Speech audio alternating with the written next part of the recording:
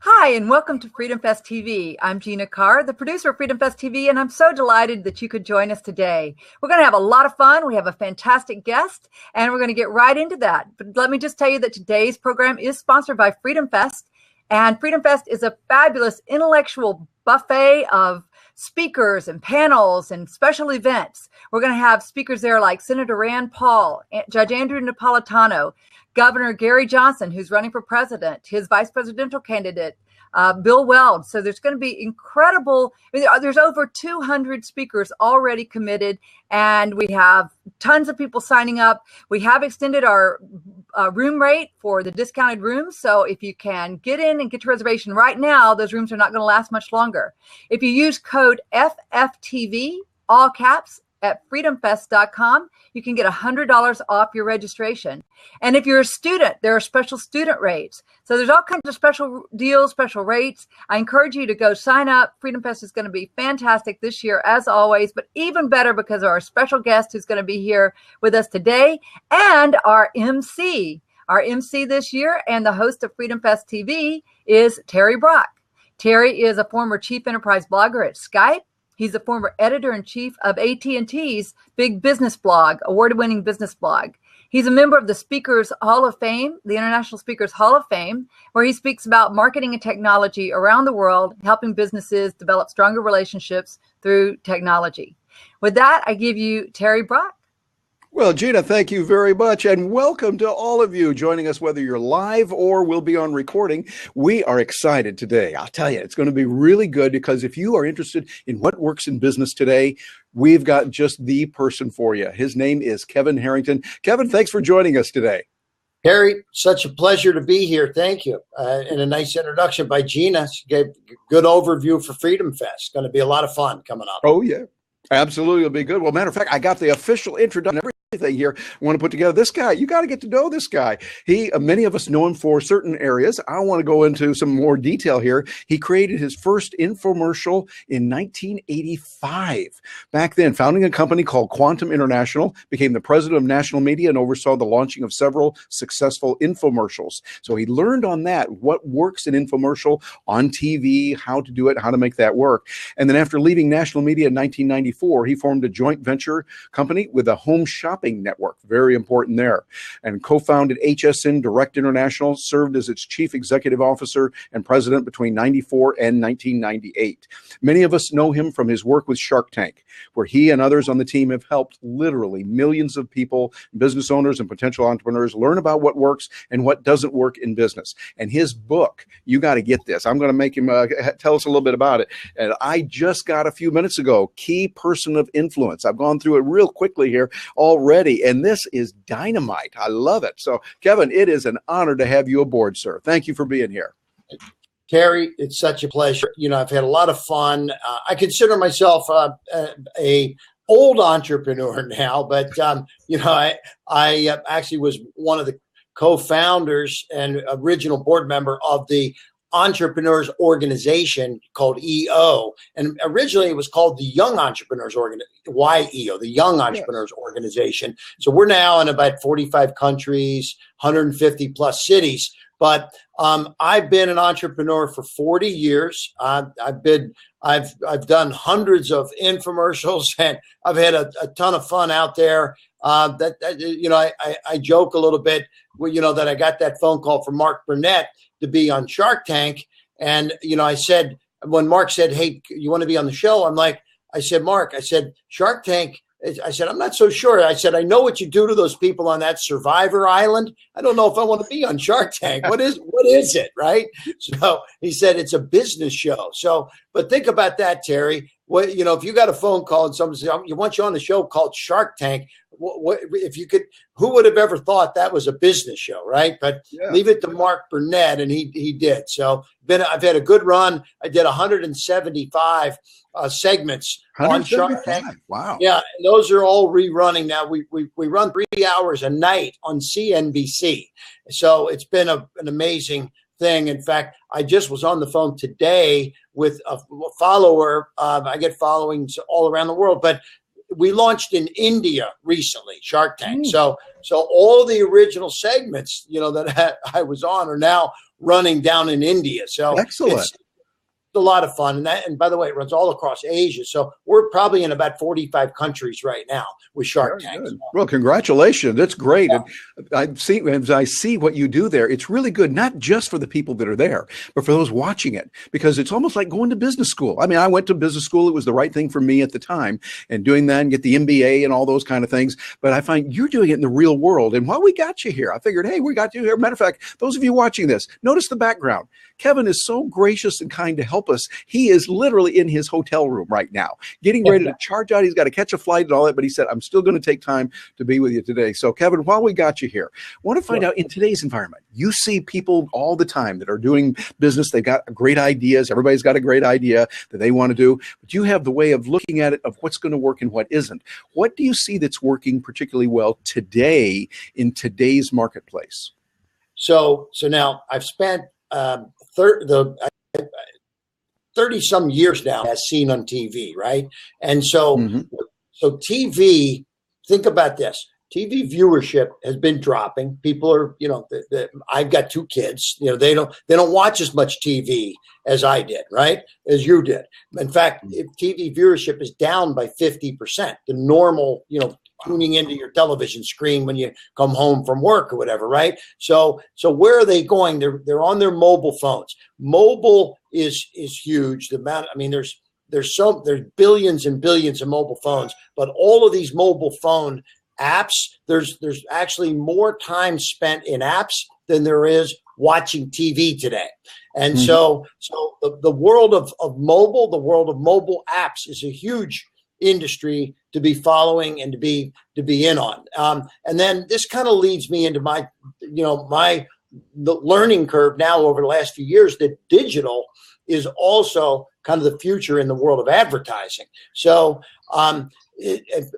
last year, 60% of my sales were generated in non-television fashions. In other words, 60%? 60%. So where we used to test on TV, we're now testing on Facebook, on Pinterest, on Instagram. We're using, all these other digital platforms. So I think that the bottom line is, Terry, I think I want to just say is that in the old days, I sort of spent millions of dollars with a few channels. Now I spend a few dollars with, I'll say millions of channels, but thousands of channels, right? So that's the beauty of digital. And really what that allows me to do is to get out there and really target market for a product, the specifics that I can go after, the demographic that I actually want. Whereas with TV, you're hitting the masses. So I just think there's some great changes that have occurred that have made marketers, it's given up marketers a chance to be a lot smarter and to really do a lot better targeting, I guess. So anybody that's looking at getting into a new business, if you look at the world of mobile, the world of apps, the world of digital, these are areas that are very focused and give people a great opportunity. And then on the flip side, what's tougher? It's no secret that the retail environment is having a tougher environment right now. So, look, people, they're not going out to the retail stores like they used to. You're seeing a lot of pressure in the retail world right now. So, I think, if you look at a lot of the media, the retail stocks, look, Sports Authority just recently filed for bankruptcy. And, a lot of these companies in retail are seeing a little bit of pressure on the retail side. And the Amazons and these direct to the consumer internet and digital companies are coming in, capturing a lot of this action. And just one last thought, and then I'll throw it back to you. 3 years ago, my wife used to probably get a few packages a week. Now she gets 30 to 40 packages a week. And I'm thinking, are these all expensive purses or shoes or whatever? And she's like, no, it's it's pretzels, it's pharmaceuticals, it's it's your Pepsid AC for your stomach, and hairsprays, and all the things she used to go out and buy at CVS and Walgreens and these places, or at the grocery store. I mean, the other day she had 3 bags of pretzels that showed up. So I mean, there's a change in the way people are shopping, and so if you can capitalize on that, that's a good thing to be looking at. Absolutely. I really appreciate you saying that, because that is reflecting what is going on in the world today. We're seeing a decisive change. Like, for example, here, Gina and I are together here, and we needed something. We went out to Costco the other day. We got some things from a rental car that we had. We don't have a car now. We have found that we don't really even need a car, because we order it from Amazon, or we needed some things from Costco, some things we forgot. No problem. I clicked on it, punched in my number. They sent it. Within a couple of days, it's there. I saved the time, the money, the energy of going out, and we're seeing some major changes on that. Yes. It is changing. Gina, I see you come on board. Did you have a question or something you wanted to mention? No, I popped back in. For some reason, there was a terrible echo when you were talking all of a sudden, but it's gone now. So, okay. It's one of those fun things with technology, which, by the way, Kevin, is another thing that we do. We roll with it, that sometimes things don't work. The technology will work, and when it does, it's great. And when it doesn't, we roll with the punches. But I think what you're talking about is very important. For those of you watching, what Kevin just said shows a monumental change, that now, instead of doing things the old way of radio, TV, newspaper, all of that, they still work, but a decisive shift toward the digital and the mobile side. I think that's really important. Kevin, do you see that continuing, or where do you see us going, say, in the next, let's say, really long term, like the next 12 months? Well, I'll say this. I think TV viewership is how you view TV is changing every day now. And I think that, think about it this way. Right now, even the cable companies are starting to unbundle, because I get a cable bill right now. I subscribe to everything, right? I get all the movie channels, every channel you can get. My cable bill is $200+ a month, but I do it because I'm in that industry and I like to see everything that's out there. But for the average consumer, they're saying, they watch 8 or 10 channels 90% of the time. So why do they pay for 200 channels if they're only watching 8 or 10? So this unbundling is what's happening. And I think Apple TV, I just read an article the other day that Apple TV said viewing TV is just going to be getting a bunch of apps, and you're going to be watching, all of these different apps on your television. So, so I think this unbundling is occurring. And, I think people are stripping their packages down. And by the way, it doesn't necessarily mean that their bill is going to be any lower when it's all said and done, because, if you strip out some of these channels and now you start watching more Netflix, you're buying these other services. But I think maybe you're spending your money where your viewing is going. So ultimately, I think what's happening is, like, for example, I get like 5 ESPN channels, right? I only watch the one. So I don't know why I get 5, but somewhere along the way, there's going to be some adjustments on some of these channels that people are paying for that they're not watching. Yeah, I think so. It's like we get to pay for what we want. And really, when you think about it, that's a free market way of doing it. That we call it out and we're looking at things that we want to do. It's a free market, libertarian way of looking at it. I want to go back to what you said about social media. You mentioned you're using several. Have you noticed any particular strengths for certain platforms versus others, like where you would use Facebook versus Instagram versus any of the others, LinkedIn or YouTube, that you have found that work particularly well? Well, all of them are working, and that's a good thing, right? And so I think the one thing that is the huge buzz in the last year for us is actually Facebook, and now Facebook Live. Are you familiar? Have you been using Facebook Live at all? Yeah, I've been using Facebook Live, and they made a major announcement yesterday that it's going to compete with Blab very strongly, being able to put in more people remotely, like what you're doing, you and I are doing here. They don't have it yet, but they just announced it at VidCon yesterday. Oh, yeah. So, I mean, I think, the beauty of Facebook and Facebook as a testing grounds, this is actually and where we do a lot of testing of new products. In the old days, I'd have to take, someone would walk in with a product. We'd say, okay, let's green light it. We'd have to go produce an infomercial. And the infomercial would cost upwards and, anywhere it could be, $250,000 plus, right? Then we go test it and then we have to retest it. We could easily put, $200,000, $300,000, $400,000 and then find out it didn't work. Now we go on Facebook and we can do some real digital testing. And I'm talking, $1,000, $2,000, not $10,000, not $100,000, not $200,000. So Facebook and Pinterest and Instagram, they're giving us the ability to go in and do this targeted testing. And also we're actually able to take products that we weren't able to do on TV because it was too mass market. And so, we're taking products that can be very niched and going after them in a digital way, because we can, with Facebook, you can target users based on, their affinities and things that they've aligned themselves with on Facebook. So we have the ability to really do a lot of targeting now. Absolutely. And those of you watching this, think about that. What he just said. If you're entrepreneurs out there, you should be writing some notes down. This is important. That before we had to just say, you just blast. That was the term we used. We'd blast a message out and use the old spray and pray method. You spray it out, praying that maybe something will work.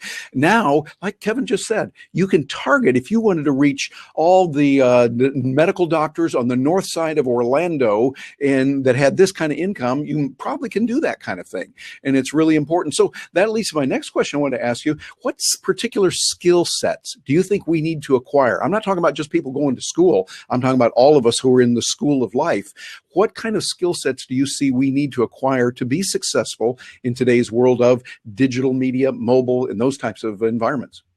Well, so, Snapchat is another one. Do you Snap, Terry? I have been looking at it. I have not gotten into Snapchat. My plate is full with so many other do this, do that, do this, and this, and all the things. But I haven't got into it yet. But I'm hearing more and more. And as it bubbles up, the marketer in me says, "Okay, it's something we got to start paying attention to. I want to get out there and go to it." And that's where, again, using tools like this, you can hire wonderful people that are there to help you. This is why God invented high school kids. Well, that's right. So we can learn this stuff. So I took my 18-year-old out with me for 4 days on a road show that I was doing 5 cities in 4 days, and I had him doing Facebook Live, Snapchatting, and all the different things with me, because you said, what skills should we acquire? We should acquire the skills that the high school kids have. Okay. Wow. So, because, what's funny is I talk to different crowds and I ask for a show of hands. How many are, people Snapchat here? Well, by the way, there's 8 billion, I think it's 8 billion a day videos being Snapchatted, right? So now, if you're not doing that, you should check into it, because it's powerful. But so technically, you need to know how to do all these things, how to upload the snaps, and then same thing with Facebook Live, and same thing, getting the technical sides, the lighting, it's anymore today. People are operating their own TV networks, So there's a guy named, you ever heard Gary Vaynerchuk at it? Gary V, very strong. Yeah, Gary V is unbelievable, right? Well, Gary V, he is like a camera guy that follows him around because he's always creating content, right? Well, the average person doesn't have the budget to be able to afford that. But why does he do this? Because he wants good audio, he wants good lighting, he wants good visual, right? So, how can you do what Gary V does on a shoestring budget? Well, by the way, there's a lot of tools and things you can learn on how to get the right angles, the right sets, the right look, the right, create your own TV network kind of thing, and get a following, and get, a business, with all this kind of opportunity that's out there. So, So, as a matter of fact, I got to show you right now. I just got mine. I'm right here at home, and I got this. And look at this. That's a 4K camera. This is a Panasonic one I got just a few months ago. It is phenomenal. I can zoom in on something literally a mile away, and I'm able to read the letters on it. And you think you can carry something like this with you, kind of like what Gary V is doing. As someone, I don't know if they're using this particular camera, but something like it. And I think we're seeing a confluence of the technologies today coming together. It's like, wow, we've got incredible bandwidth, smaller computers, smaller devices, and yet we have more tools to be able to use it. I love what you said about the testing. Being able to test that on a small scale, much better than going out and hoping that something works otherwise. Well, I call it my test before I invest mode, right? So, it's to me, I love testing first and getting a good chance to read the results before we invest big money, right? Yeah, absolutely. And matter of fact, I see we have someone join us right now using this technology. We got Anthony Frank. Am I pronouncing your name correctly? Yes, it's Frank. Yes, Anthony, welcome aboard. What's your question for Kevin? How's it going? How you guys doing? I love the conversation. I want to introduce myself and also, I'm loving this conversation. Blab is huge. I don't think it really competes with Facebook Live. They're two different platforms.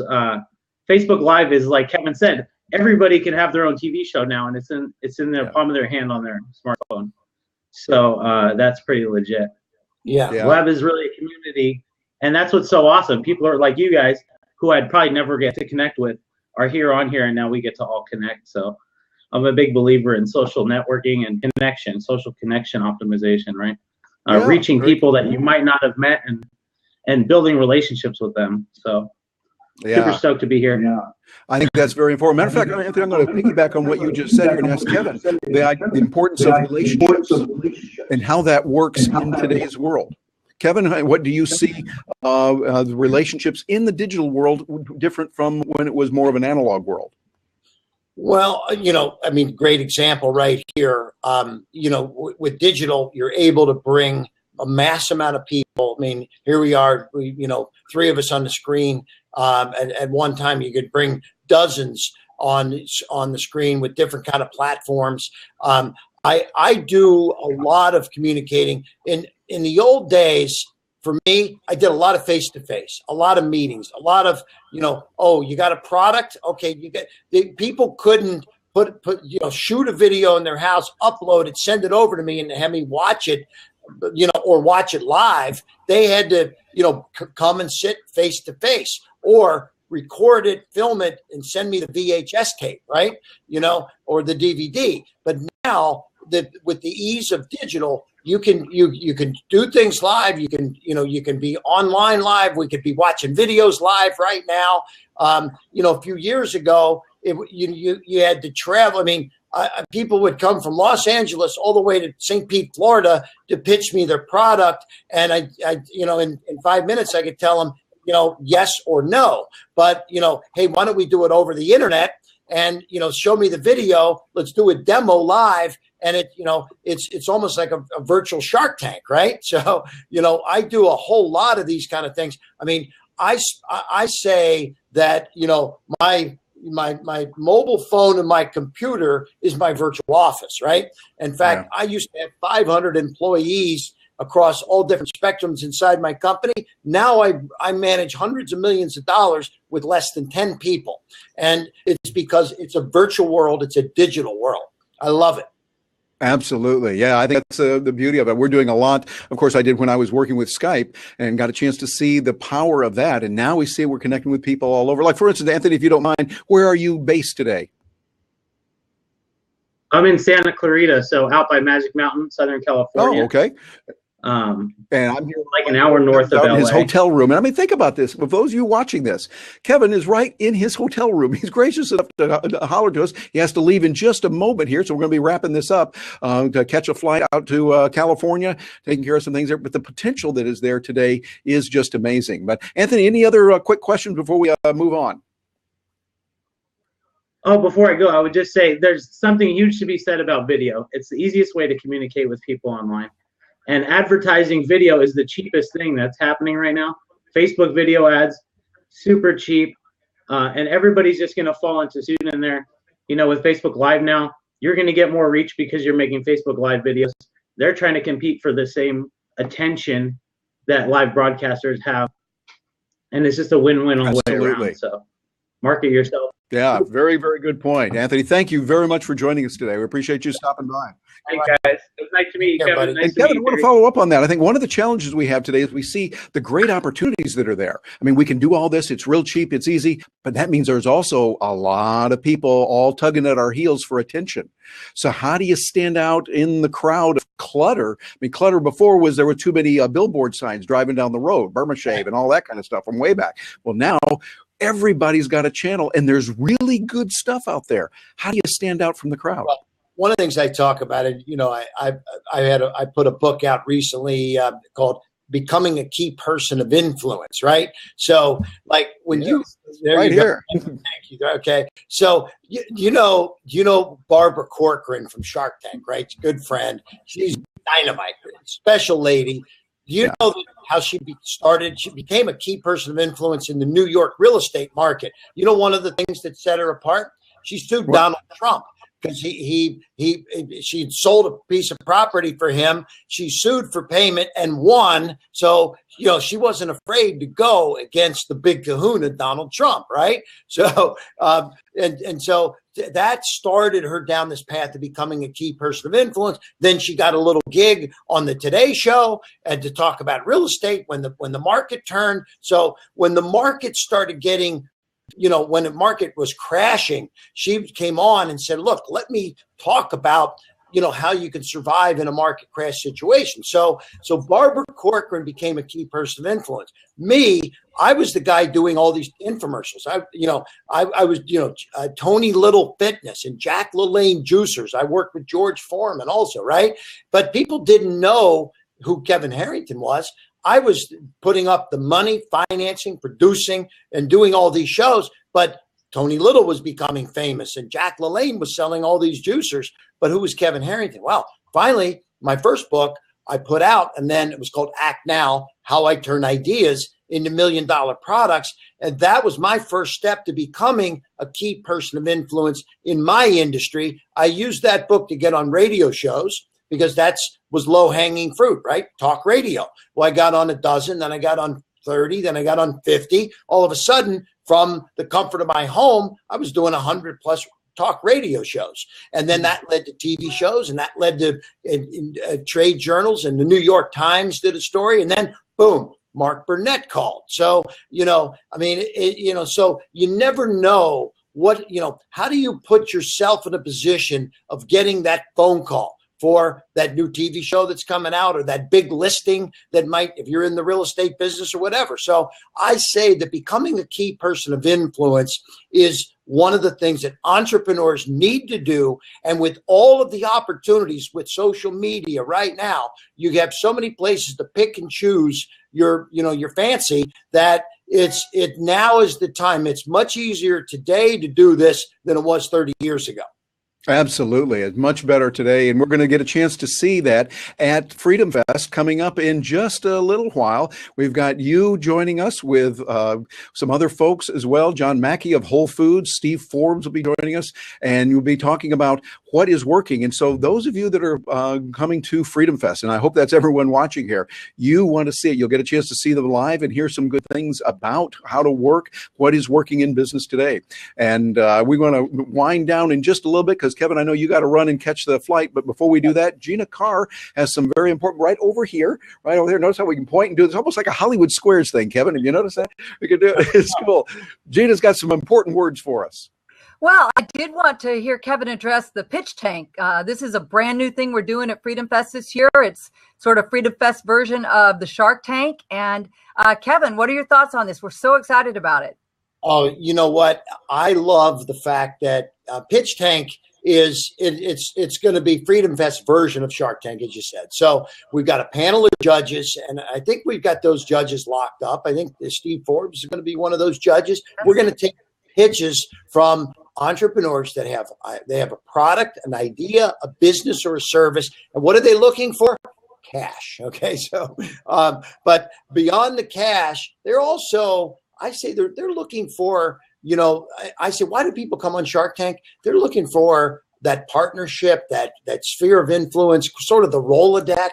How many people that go on Shark Tank, they want to get Mark Cuban's Rolodex, right? They want to, they'd love to be able to network with some of the same people that Cuban goes with. And, from my side, being in the as seen on TV business now for 30 some years, people that have a product, they want to get on TV. They want to get a commercial shot, and they want to get into Walgreens and Walmart and Target. And so, I've done, literally billions of dollars in sales over the years of different products. And I mean, I'm going to tell you something crazy. One of my hottest products right now is a nightlight for your toilet bowl.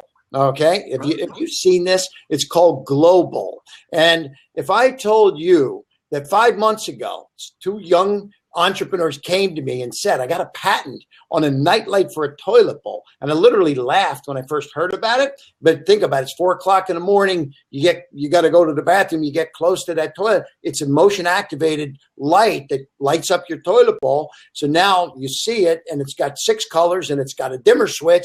So we've gone in 5 months from zero to close to $2 million a month in sales of a nightlight for your toilet bowl. So this is America. It's the American dream to come up with a product, to come up with a business. And so this is what I do every day. I take pitches, and I'll be really excited to meet the entrepreneurs coming on Pitch Tank. There's a little bit of a screening process that people are going through, but Gina, can you tell people where to go to submit their idea, their business for Pitch Tank? Yeah, go to you need the word thepitchtank.com, and you'll see all the information there. You'll submit a preliminary application, and based on that, they'll get back to you and let you know. And I will say that Greg Ryder, who's the producer of this event, has told me there's been hundreds of applications, but only a few have been made it through the screening process already. And I think they're going to accept, there's a limited number of what they will accept, maybe 20 or so. Wow. So there's still opportunity. They don't have all 20 slots filled, even though they've had a ton of applications. And you are wanting companies that are a little beyond the napkin stage, right? I mean, ideally, you want companies that have something going already. Right. I mean, in my business, I see products and products or businesses at all different levels. I see them on the napkin. I see them, getting started, prototype phase. I see them in rollout phase. But for Pitch Tank, in order to get, the check, to get the funding from one of we can't call ourselves sharks because it's not Shark Tank, but from one of the investors, we're going to want to see something that's a little bit further along than just an idea in the mind, right? So, or on the napkin. So, if you've got, I call it proof of concept, then that's, it's something that's got proof of concept, needs some money to develop it or roll it out, is going to be the kind of thing I'll be looking for. But in my and that fits in really well.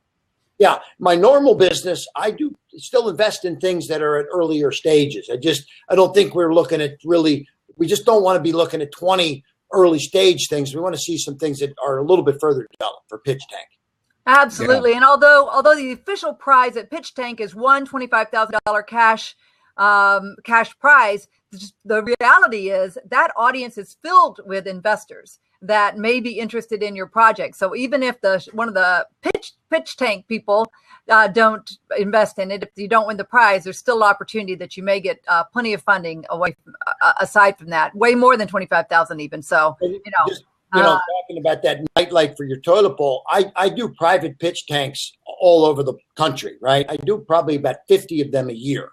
So the guys that came through that particular day, they didn't even get on the panel to pitch, but I ended up doing the deal because I'm an entrepreneur that looks for opportunity. So that's why I'm going to be hanging out at Freedom Fest, hanging out for a couple days, looking to connect with entrepreneurs. So it's not just about who gets on Pitch Tank. I'm an entrepreneur, and hey, you never know. Maybe you guys will find something you're going to like and share it with me too. That would be fantastic. Yeah, actually, we had the privilege of seeing you at the National Speakers Association event last year. Some of our friends were on stage pitching you, and so we enjoyed that. That was a fun night. Yeah, thank you. And so with that, let me just say, I know Kevin needs to run, and we've had a great audience today. Thank you so much. If you haven't gotten your registration in yet for Freedom Fest, you need to be there. It's going to be, probably close to 2,000 people. Free thinkers. It's the world's largest gathering of free thinkers. We're going to be talking about a lot of the big problems that are going in the world and what's going right and how we can make the world a better place. It's really a fabulous opportunity to interact with smart people like Kevin. And one of the wonderful things about Freedom Fest is Kevin will actually be like walking around with the crowds. And I imagine you won't have a whole tour of bodyguards around you, that people can actually talk to you, right? Oh, I never have bodyguards. I let Kevin O'Leary take care of that function. Okay, he always loves to have, hey, he's the big star. But for me, no, I like hanging out. I'm very accessible, and I always say I put myself in the entrepreneur's shoes. I've been an entrepreneur for 40 years, and I love talking to entrepreneurs. I'm looking forward to meeting many folks at Freedom Fest, and it's a great start here today to get the word out about what we're doing. And I want to thank you guys for taking the time to have me on to tell everybody about what I've been up to, and the pitch tank and Freedom Fest, and look forward to seeing all of you in Las Vegas here in a couple of weeks. Okay. Yes, indeed. That will be very good. And Kevin, we really appreciate it. And those of you watching, really is an honor for me to be able to be here with Kevin, two guys born in the Midwest in the same year, and now my fellow Floridian there. And so we got a lot in common, and it's just really good to have you there. He's given a lot. And matter of fact, if you're watching, let me give you something that can put a lot of money and knowledge in your possession. This book, The Key Person Influence. This is the one. I just went out and got it on Kindle. On my Kindle here, on my iPad, so I can get it. This is something you'll pay a few coins for it, and it's well worth it, because you'll be able to get the knowledge that took Kevin and his co-author Daniel Priestley. I wonder if he's any relation to Joseph Priestley, but Daniel Priestley there with what they did took them a lot of time, money, and energy. You can get it for a very small amount, but be able to benefit from that. Do that, and then for Freedom Fest, be there where you can see people. You'll be able to meet Kevin. You'll be able to meet many other people who are very smart, who can give you ideas, and it could really launch you into a new career. Freedom Rising is what we're talking about at Freedom Fest this year. The idea of entrepreneurs getting out, making money, doing positive, good things in the world. And yes, we're aware of all the yuck that's going on. We're aware of that, but we want it even more. Kevin, before we let you go, I know you got to run to catch the flight there. Any final words to our audience? Well, people ask me, I'm running through an airport, a young entrepreneur grabbed me, do you have any words of wisdom? And I'm going to talk a little bit about this Freedom Fest, but I say, I exercise curiosity overload. Okay. And that's why I go to Vegas 25 times a year.